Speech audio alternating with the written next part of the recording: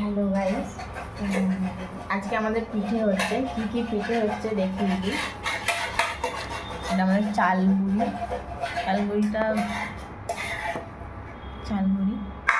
এরকম আমাদের পিঠে করেছি। এগুলো ভাজা হবে। আর এটা আমাদের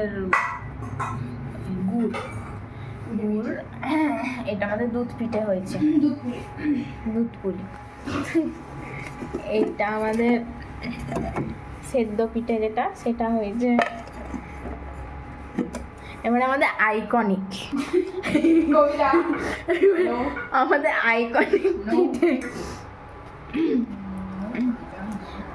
এখানে দুধ পুলি না, এটা কি পাটি সাপটা হচ্ছে।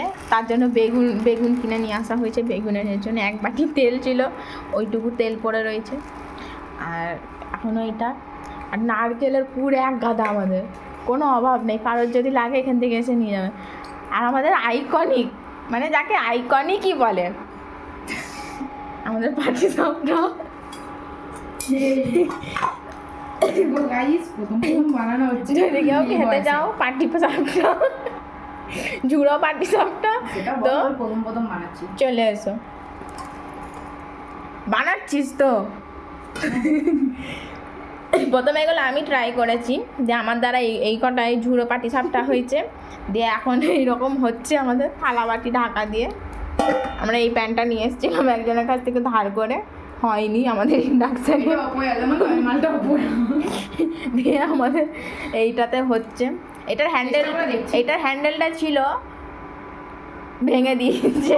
এটা আলাদা কথা, হ্যান্ডেলটা আমাদের নেই।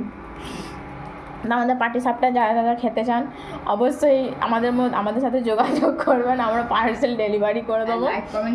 লাইক কমেন্ট শেয়ার করে দেবেন। আর রেসিপি যদি চাই ভরে ভরে কমেন্ট করবেন।